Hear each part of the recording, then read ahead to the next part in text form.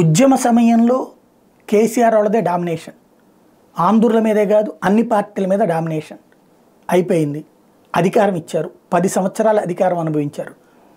అయిన తర్వాత ఇవాళ 50 రోజులే కదా అయ్యింది గది దిగి.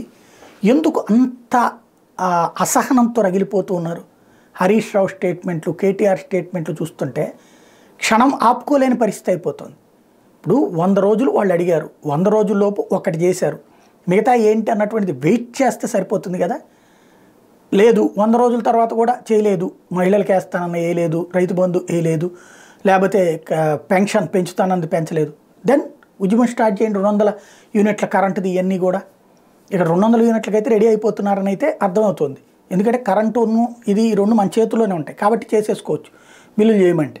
అందులో ఎలక్షన్ దగ్గరకు వస్తున్నాయి కాబట్టి అది చేసేయడానికి రెడీ అవుతారు. అప్పుడు వాళ్ళు కూడా ఏంటి ఏదో క్రిందటి నెల ఇది చేసామమ్మా, ఈ నెల ఇది చేసామని చెప్పుకోవడానికి రెడీలో ఉంటారు. ఈలోపు అసంతృప్తి రగిలిపోవాల్సిన పనే ఉంది. అందులో వ్యక్తిగతంగా రేవంత్ రెడ్డిని టార్గెట్ చేస్తూ మొన్న ఆయన భాష గురించి టార్గెట్, నేను ఆ రోజునే చెప్పాను, మనమేం బ్రిటిష్ వాళ్ళకి బొట్టలేదు కదా, లేకపోతే బ్రిటన్లో బొట్టలేదు కదా, మన భాషలో మనం మాట్లాడతాం, మన భాషలో పక్కాగా కమాండ్ ఉంటుంది.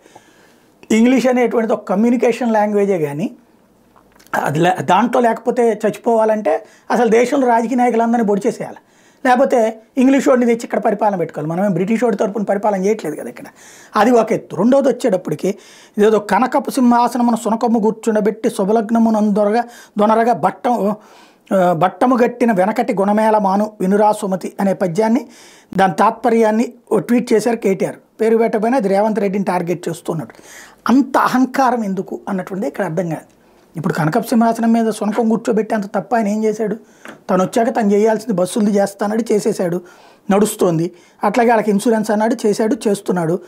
అట్లాగే ఏది వెంటనే అతివేగంగా మెహదీపట్నం ఫ్లైఓవర్కి సంబంధించినటువంటి ఇష్యూ అది పరిష్కరించాడు. ఇంకో పక్కన సైన్యానికి సంబంధించిన ఇష్యూ అది పరిష్కరించాడు, చేసుకెళ్తున్నాడు కదా.